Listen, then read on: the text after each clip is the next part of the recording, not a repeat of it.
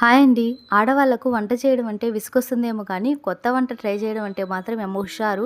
నేను ఆ జోనర్ కిందకే వస్తానేమో. మా మమ్మీ ఎయిర్ ఫ్రైయర్ కొనిచ్చి 2 మంత్స్ అవుతున్నా దాన్ని సరిగ్గా యూజ్ చేసిందే లేదు. ఈరోజు ఊపొచ్చింది ఊపేద్దాం అన్న రేంజ్‌లో పిజ్జా ట్రై చేస్తున్నాను. టాడ్‌పోల్ రూపాంతరం చెంది కప్ అవుతుంది కదా! మన పిజ్జా ఎన్ని రూపాంతరాలు చెంది ఏమవుతుందో చూద్దాము. ఇది చేస్తుంటే నాకోటనిపిచ్చింది.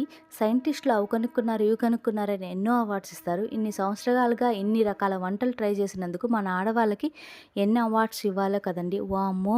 ఒక్క ఐటెమ్ ట్రై చేసిన దానికే బుర్రలో ఎన్ని ఆలోచనలు గిరగిరామని తిరిగాయో. మనమైతే పిజ్జా ఎలా చేసామో చూద్దాము. ముందుగా మైదా పిండిని మెత్తగా కలుపుకోవాలండి. చానా సాఫ్ట్‌గా ఉండాలి. దాంతో పాటు capsicum, onions, tomatoes and sweet కార్న్‌ని మన స్టైల్‌గా కట్ చేసుకుందాము. అలా కట్ చేసుకున్న తర్వాత ముందుగా కలిపిన పిండిని రౌండ్‌గా రుద్ది దానిపైన టాపింగ్స్ పక్కకు పోకుండా ఒక గట్టు మాదిరిగా కట్టుకోవాలండి. తర్వాత ఒక ఫోర్క్ తీసుకొని చిల్లులు పెట్టుకోవాలి. ఎందుకంటే లోపల పిండి మొత్తం బాగా ఉడకడానికి. దీన్ని 180 డిగ్రీస్‌లో 2 మినిట్స్ పాటు అటు ఇటు కాల్చిన తర్వాత దానిపైన అన్ని టాపింగ్స్ వేసి, చీజ్ వేసి 180 డిగ్రీస్‌లో 10 మినిట్స్ పాటు కాలిస్తే మన అద్భుతమైన పిజ్జా రెడీ అవుతుంది. దాని మీద చిల్లీ ఫ్లేక్స్ ఏసుకొని తినాలి. ఇది మన సొంత తెలివైతే కాదండి. ఎక్కడో చూసిందే కానీ.